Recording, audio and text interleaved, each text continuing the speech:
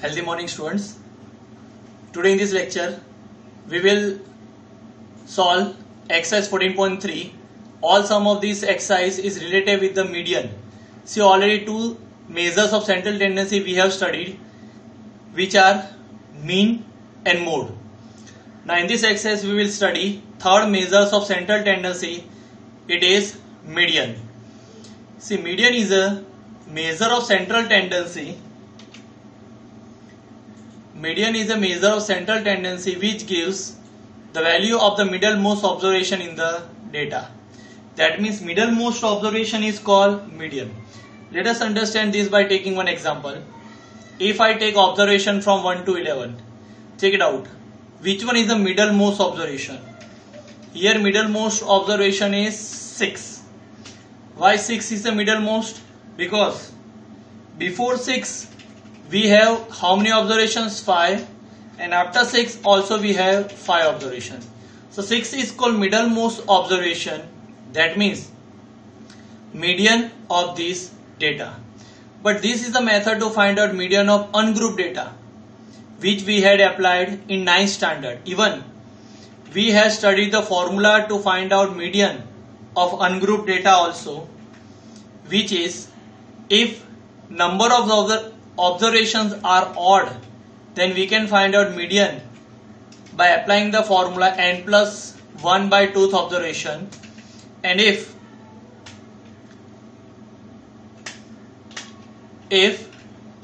number of observations are even, then we can find out median by applying the formula n by 2th observation plus n by 2 plus 1th observation divided by 2.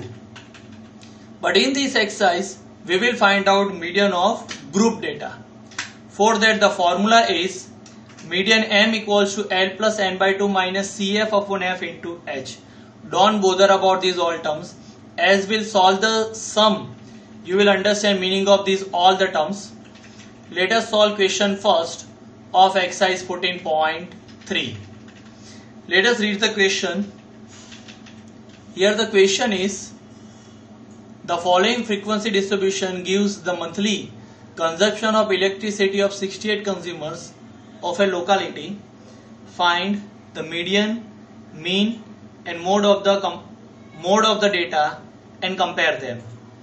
Say simply, in median we will require one column which is of cumulative frequency. Let us solve this sum.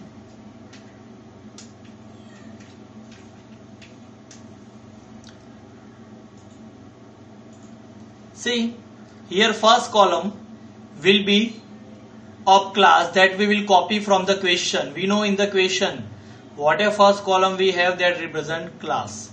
Second column represent frequencies that also I have written over here. In this third column we will find out cumulative frequency. See, cumulative frequency of this first class will be the first frequency, which is 4 itself. Now cumulative frequency of the second class will be sum of preceding cumulative frequency, which is 4. ये जो हमारी पीछे वाली frequency है preceding, वो cumulative frequency plus frequency of given class. अब ये जो हम क्लास की बात कर रहे हैं उसकी frequency क्या है? 5. तो इसमें हम क्या करेंगे? 5 को ऐड करेंगे, it will be 9. अब हमें ये क्लास की कम्यूलेटिव फ्रीक्वेंसी फाइंड करनी है, तो हम क्या करेंगे? पहले प्रीवियस कम्यूलेटिव फ्रीक्वेंसी लिखेंगे, वो कौन सी है? 9. उसके अंदर प्रेजेंट क्लास की फ्रीक्वेंसी हम ऐड करेंगे. ये फ्रीक्वेंसी कौन सी है? 13. सो 9 प्लस 13 22. अब नेक्स्ट क्लास के लिए प्रीसीडिंग कम्यूलेटिव फ्रीक्वेंसी 22 प्लस ये क्लास की फ्रीक्वेंसी कौन सी? 20, जो हम ऐड करेंगे जो बनेगा 42. अब इस क्लास के लिए प्रीसीडिंग कम्यूलेटिव फ्रीक्वेंसी कौन से? 42. उसके अंदर ये क्लास की फ्रीक्वेंसी 14 जो हम ऐड करेंगे जो बनेगा 56. ये क्लास के लिए प्रीसीडिंग कम्यूलेटिव फ्रीक्वेंसी 56. उसके अंदर हमें करंट फ्रीक्वेंसी ऐड करेंगे यानी 8. It will be 64. ना for this class previous commutative frequency 64, जिसके अंदर हम प्रेजेंट यानी करंट फ्रीक्वेंसी ऐड करेंगे तो 64 प्लस 4 बनेगा 68. Listen, in the sum of median you no need to add up these all frequencies, because whatever last cumulative frequency you are getting, that will be your sigma fi, that means sum of frequencies. So if you add these all frequencies, it will be 68 only, and that is your last cumulative frequency. So you can verify your cumulative frequency also. Whatever last cumulative frequency you are getting, it should be addition of all the frequencies. Let us understand next terms. Say here, whatever sigma fi you have, which is 68, that will be value of n. Value of n, that means number of observation. Say here sigma fi is 68, so sigma fi will be value of n. So first of all we will find out n by 2, so simple 68 by 2, it will be 34. अब ये step आपको ध्यान में रखना है, जो n by 2 हमें आ रहा है, क्या n by 2 हमें मिला 34.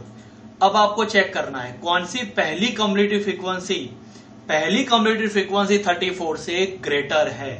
34 से ग्रेटर होनी चाहिए. 4 है 34 से ग्रेटर, नहीं है. 9 है, नहीं है. 22 है, नहीं है. 42 है 34 से ग्रेटर. अब ध्यान से आपको देखना है, जो फर्स्ट कम्युलेटिव फ्रीक्वेंसी 34 से ग्रेटर है उसके सामने आपको बनाना है रेक्टेंगल. क्या बनाना है? रेक्टेंगल. अब एग्जैक्टली ये रेक्टेंगल के ऊपर की जो कम्युलेटिव फ्रीक्वेंसी है उसके ऊपर आपको बनाना है स्क्वायर. फिर से n by 2 आप फाइंड करो, जो भी आपको n by 2 मिला 34. 34 से ग्रेटर जो पहली कम्युलेटिव फ्रीक्वेंसी है उसके ऊपर नहीं, उसके सामने रेक्टेंगल बनाओ, और एग्जैक्टली वो रेक्टेंगल के ऊपर की कम्युलेटिव फ्रीक्वेंसी जो है वहां बनाओ स्क्वायर. तो एक बात याद रखना कि जो फर्स्ट ग्रेटर कम्युलेटिव फ्रीक्वेंसी है उसके ऊपर यानी 42 के ऊपर ना तो रेक्टेंगल होगा ना तो स्क्वायर. 42 के सामने रेक्टेंगल होगा और उसके ऊपर बनेगा स्क्वायर. अब आप सोचोगे हमने ऐसा क्यों किया? क्योंकि ये मेथड है. ये हमने जो रेक्टेंगल और स्क्वायर बनाया उसी के अंदर से हम सारी की सारी वैल्यू फॉर्मूले में सब्स्टिट्यूट करेंगे. तो पहले हम फाइंड करेंगे मीडियन क्लास. तो बताओ मुझे कौन सा क्लास है रेक्टेंगल और स्क्वायर में आता है? वो है 125 to 145. So 125 to 145 will be our median class, and lower limit of this median class will be value of L. So which one is the lower limit? 125. That will be value of L. So in this formula now we have value of L plus, अब रही बात n by 2, तो already हमने find करके रखा हुआ है 34, तो हमारे पास n by 2 भी आ गया. अब आगे बात आई क्यूमुलेटिव फ्रीक्वेंसी की, CF. अब आप मुझे बताओ कौन सी क्यूमुलेटिव फ्रीक्वेंसी रेक्टेंगल और स्क्वायर में आती है? ये रही स्क्वायर में आने वाली क्यूमुलेटिव फ्रीक्वेंसी, यानी हम CF की वैल्यू लेंगे 22 अपॉन F का मतलब होता है फ्रीक्वेंसी. अब मुझे बताओ ये कौन सी फ्रीक्वेंसी रेक्टेंगल या स्क्वायर में आती है? हमें मालूम है ये सब फ्रीक्वेंसीज है.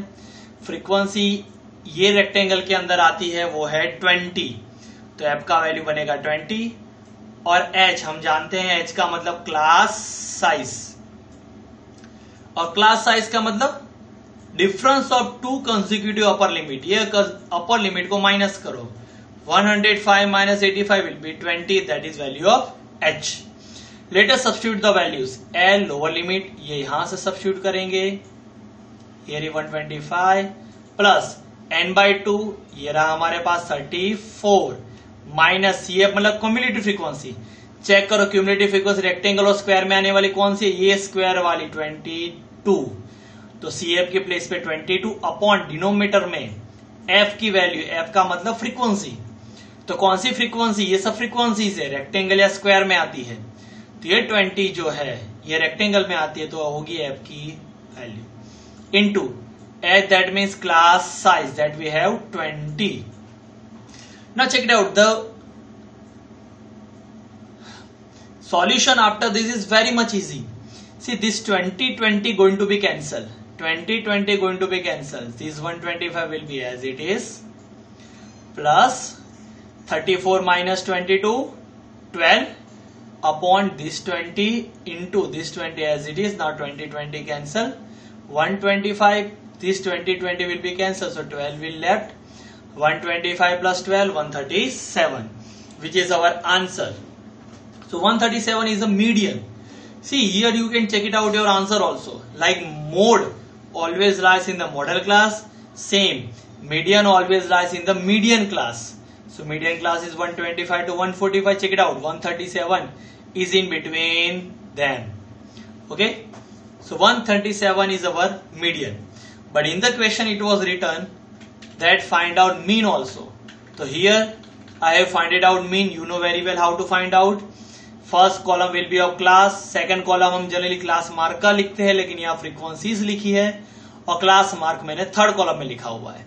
Fourth column is of UI and fifth column F I into UI. We know very well कि first we find out class mark by applying the formula of lower limit plus upper limit divided by 2. Here lower limit is 65, upper limit 85. 65 plus 85 divided by 2, 150 by 2, it is 75. तो 75 will be our first class mark. अब next class mark find करने के लिए हम class size find करते हैं. We know class size is difference of two consecutive upper limits. Consecutive upper limit हमारे पास 85 और 105, तो 105 minus 85 will be 20. तो ये 20 हमारा बन गया H क्लास साइज, जो हमने फाइंड करके रखा हुआ है. अब हमें मालूम है कि नेक्स्ट क्लास मार्क फाइंड करने के लिए हम प्रीवियस क्लास मार्क में क्लास साइज को ऐड करते हैं. तो 75 प्लस 20 95, उसके आगे 95 plus 20 115 plus 20 135. You can find out class mark. अब ये रही बात कि हम यू ए किसको लेंगे. हम चलिए सेंट्रल ऑब्जर्वेशन को ए लेते हैं. देखो 1 2 3 4 5 6 7 ऑब्जर्वेशन है, 7 क्लास मार्क्स है, तो बीच में आएगा 135, उसके सामने 0, ऊपर नेगेटिव नीचे positive. F I into UI कैसे फाइंड करना आपको मालूम है, सिग्मा एफ आई यूआई भी कैसे फाइंड करना आपको मालूम है.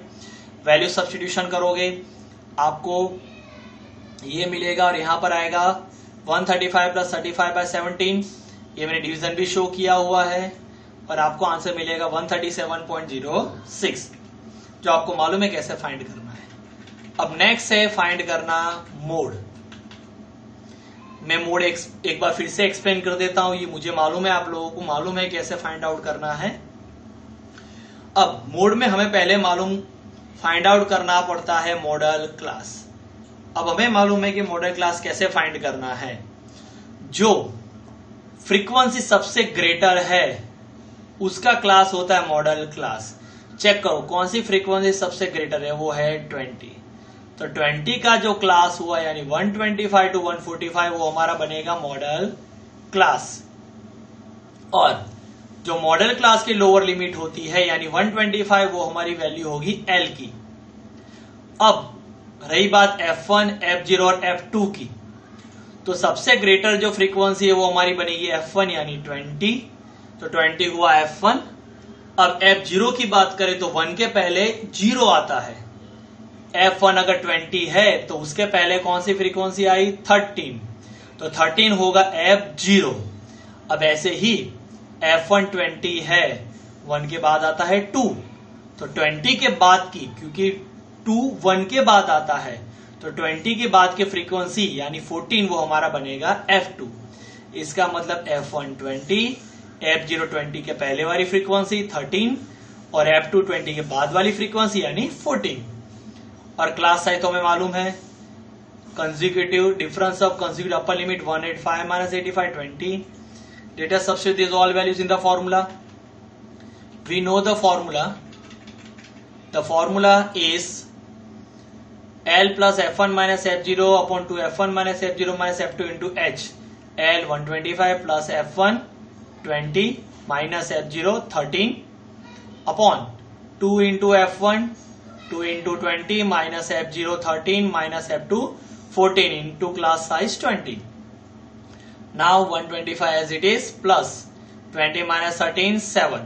अब हमें मालूम है ये स्टेप में हमें ध्यान रखना है फर्स्ट टू नंबर का मल्टीप्लीकेशन और नेक्स्ट टू नंबर का एडिशन. 22 जा 40 minus 13 plus 14 27 into 20 as it is 7 upon 40 minus 27 13. Listen यहां मल्टीप्लीकेशन कर दिया 7 into 20 140 and 40 minus 27 13. Now will divide 140 by 13. That division already I have mention. Check it out. लेकिन ये division में आपको कुछ ध्यान में रखना है. देखो 13 1 जा 13 बराबर है 14 माइनस 13 1 0 बनेगा 10. अब ये जो 10 है वो 13 से स्मॉलर है. अब 13 का टेबल बोलूंगा तो 13 1 जा 13 वो खुद ग्रेटर हो गया. तो हम क्या करेंगे अब ध्यान रखना है 13 0 जा 0 और 10 माइनस 0 10 और एक 0 ऐड करेंगे और एक 0 ऐड किया तो रहेगा पॉइंट. फिर 13 7 91 आगे का डिवीजन आपको आता है. हमें मालूम है पॉइंट के बाद हम सिर्फ 2 डिजिट कंसीडर करते हैं. अब थर्ड डिजिट 5 से ग्रेटर है तो 6 को राउंड ऑफ करेंगे जो बनेगा 7. तो हमारा आंसर हुआ 10.67 सॉरी 10.77 जो 125 में ऐड करके हमें मिलेगा आंसर.